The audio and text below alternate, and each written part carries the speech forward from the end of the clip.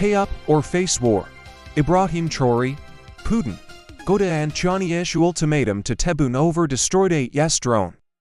Deep into the geopolitical transformation unfolding in North and West Africa, where rising tensions between Algeria and the Alliance of Sahel States have escalated to an extraordinary ultimatum involving world powers. ES leaders and Putin demand compensation from Algeria or face consequences over destroyed drone.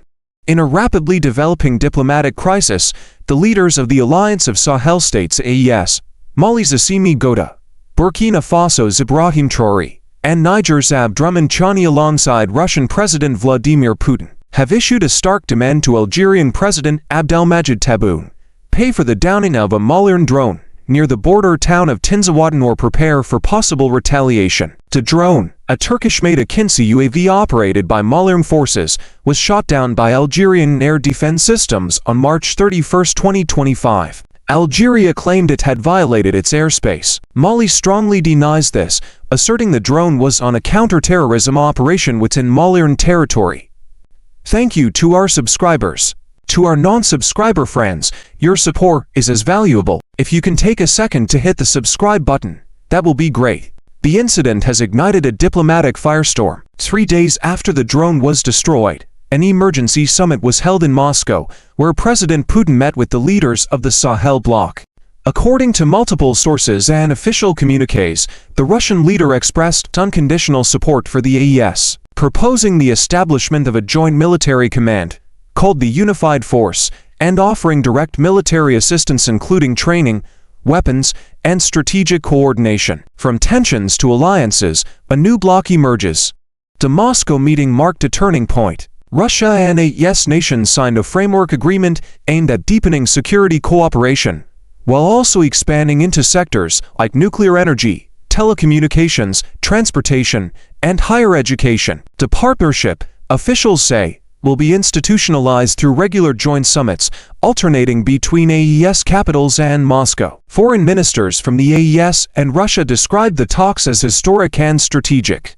Russian Foreign Minister Sergei Lavrov declared that Russia would not only support the AES militarily, but would also work to elevate its international standing. According to AES representatives, this is not simply about retaliation or military maneuvers, it's about reshaping regional power structures. They accuse Algeria of betraying Pan-African unity and siding with foreign interests. In response, the AES withdrew its ambassadors from Algiers, prompting a reciprocal move by the Algerian government. Airspace restrictions followed shortly thereafter, heightening the already tense standoff, regional fallout, and escalation risks. The diplomatic rout comes amid already strained relations between Algeria and its southern neighbors, who have increasingly distanced themselves from Algerian influence since forming the AES in September 2024. Once part of the West African bloc, Ikaos, Mali, Niger, and Burkina Faso have since rejected what they view as neocolonial manipulation and are pivoting toward new alliances, most notably with Moscow. Algeria, which boasts one of Africa's largest militaries, has condemned what it sees as the AES's militarization of regional diplomacy, and voiced concerns over the use of foreign mercenaries and combat drones in contested border areas. Despite the heightened rhetoric, analysts suggest that full-scale war is unlikely. Rita Leomori, a regional expert at the Policy Center for the New South, told VlogND that neither Algeria nor the AES nations can afford an open conflict, citing Mali's limited control over its northern territory and Algeria's broader regional priorities. Putin's strategic play in Africa. Putin's involvement marks a bold assertion of Russian influence on the African continent.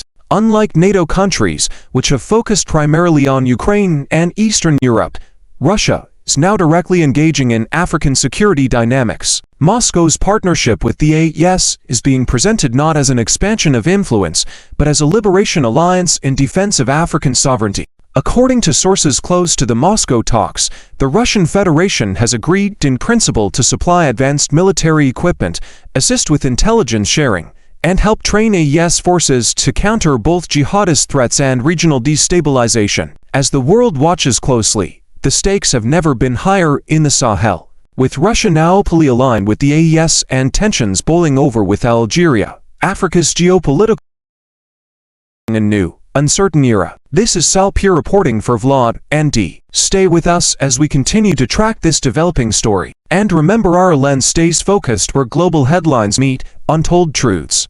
Thank you for watching. Don't forget to subscribe to the channel, like and share our videos, and tell us what you think in the comments. We appreciate your support so much.